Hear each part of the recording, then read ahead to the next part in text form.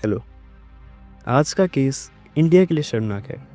आज का केस दिल्ली के लिए शर्मनाक है, क्योंकि ऐसे केसेस हमारे यहाँ रोज़ाना ही होते रहते हैं और इन्हीं केसेस से पता चलता है कि हम कितने सेफ हैं अपनी ही कंट्री में।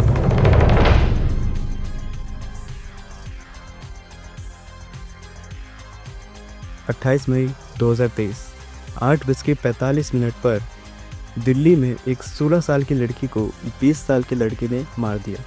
और ये कहीं बंद कमरे में, कहीं कोने में नहीं मारा, एक चलती फिरती गली में मारा, जिसमें 15-20 लोगों का आना जाना रहता है। और उस लड़की को मारने के बाद उस लड़की का कातिल उसी भीड़ से भाग गया और किसी ने कुछ भी नहीं किया। पहली बार जब मैंने इस केस की CCTV फुटेज देखी तो मुझे यकीन नहीं हुआ ये कैसे हो सकता है। ये केस शुरू होता है दिल्ली में रहने वाले मोहम्मद साहिल से। मोहम्मद साहिल 20 साल का है। और अगर हम साहिल के बिहेवियर का बात करें तो साहिल एक आवारा इंसान है। गाली गलौज करना और छोटी छोटी बातों पे गुस्सा हो जाना, ये साहिल का रोज़ाना काम है। और वैसे भी आवारा इंसान को भी खाना तो खाना ही पड़ता है। और साहिल ने एक काम शुरू किया सहबार डेयरी एरिया में, जहाँ पे वो AC और फ्रिज रिपेयर करता। Basically he was a mechanic. और इसी एरिया में साहिल एक लड़की से मिला और उस लड़की का नाम था साक्षी दीक्षित। 16 साल की साक्षी दीक्षित। साहिल अपना काम करने के लिए उस एरिया से गुजरता रहता था। तो इन दोनों में बातचीत चलती रही और इतना टाइम हो गया इन दोनों को बात करते करते, तो इन दोनों को एक दूसरे से प्यार हो गया। साहिल 20 साल का है और साक्षी 16 साल। साक्षी के दोस्तों को साहिल के बारे में पता था, पर उसके मम्मी पापा को साहिल के बारे में नहीं पता था, जो कि नॉर्मल सी बात है। बच्चे ऐसी बातें घर पे नहीं करते।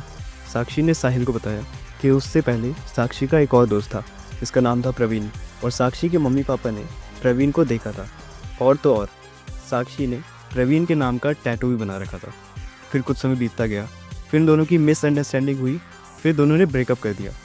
और जब साहिल ने ये सब सुना तो उसने कुछ ज़्यादा भाव नहीं दिया, पर साहिल के दिमाग में साक्षी का पास्ट चलता ही रहता था।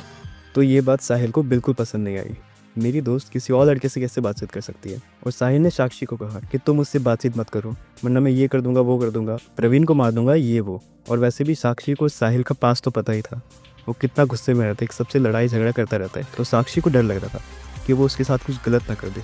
और फिर कुछ समय बाद साक्षी ने अपने आप को बचाने के लिए साहिल से ब्रेकअप कर लिया। साक्षी की दो दोस्त थी, आरती और नीतू, और साक्षी ने आरती को सब कुछ बता दिया। तो साक्षी अपना डेली रूटीन करती, इधर उधर घूमती, मज़े मारती।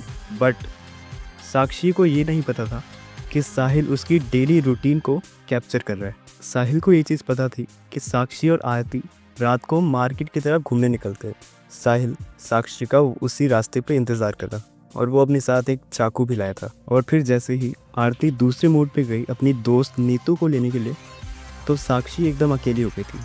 और इसी अकेलेपन का फ़ायदा उठाया साहिल ने। और उसी समय उन दोनों का झगड़ा हुआ, बहुत लड़ाई की उन लोगों ने। और उसी समय साहिल ने साक्षी को मार दिया। और हैरानी की बात यह है, जब साहिल साक्षी को मार रहा था तब आसपास जाने वाले लोग उसे देख रहे थे और किसी ने कुछ नहीं किया, ना ही उसको बचाया, ना ही साहिल को मारा। और ये सब करने के बाद साहिल भागा नहीं, वो टहल के निकल गया उसी भीड़ से।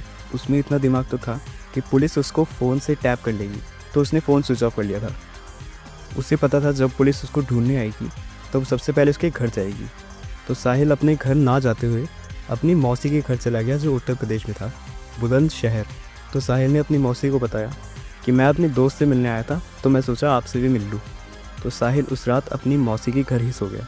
और साहिल के पेरेंट्स इतने इनोसेंट थे कि पुलिस उनके घर आई और पूछा कि साहिल कहाँ हो सकता है, कि उसके पेरेंट्स ने बता दिया कि उत्तर प्रदेश बुलंदशहर में हो सकता है। 29 मई 2023 को साहिल बुलंदशहर में पकड़ा गया। बट ये सज़ा कितने देर में मिलेगी ये तो हमें भी नहीं पता, क्योंकि इंडियन सिस्टम तो तुम्हें पता ही है,